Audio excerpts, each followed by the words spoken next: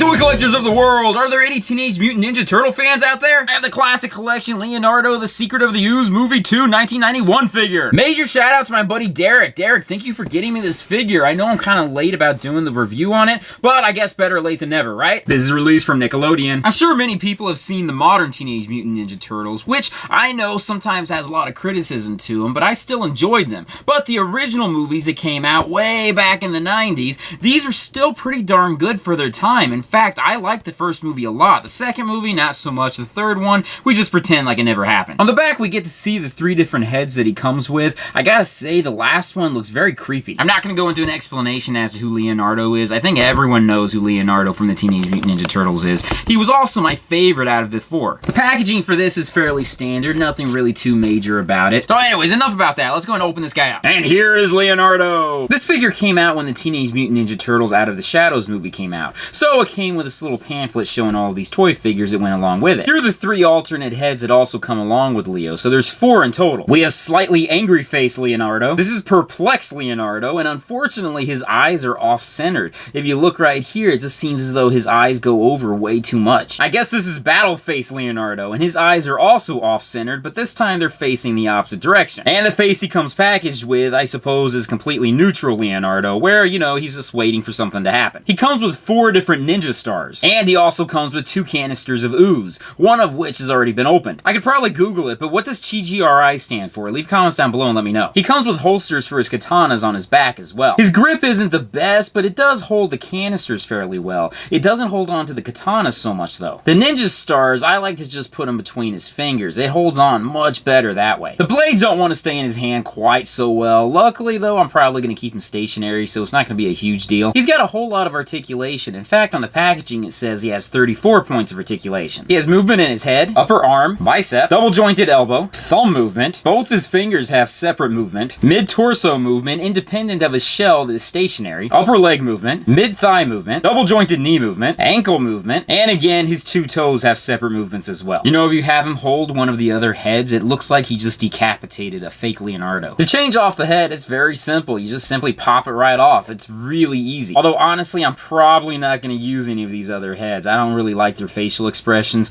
and their eyes just seem like they're off. Although if you do notice, their masks are all in different types of positions. The front portion of his shell is really smooth, which I guess is accurate being that the movie itself, the character really didn't have any type of texture to it. The back, however, has a lot of sculpt put into it. I don't know whether or not this is any different from his brothers or not, but it would be really cool if the other Teenage Mutant Ninja Turtles had a different type of design on it. You could technically take off the harness if you wanted to. I don't know why you'd want to do that, but at least you do have the option. A close-up of his toes, it looks like his toenails are cracking. They put a little extra detail into his elbow guards and his knee guards. Nothing too major, but still, at least they put it in. I don't remember the movie quite so well. I do remember, however, there was a huge shift in tone from the first one to the second one, whereas the Turtles didn't really use their weapons quite as often. In fact, I think in the second movie they tried to use anything else that was very non-lethal, especially Leonardo. So it's kind of funny that he came with some ninja stars, which is pretty damn lethal. Here's a comparison to a couple of the Leonardos that I have. There have been countless versions of the Turtles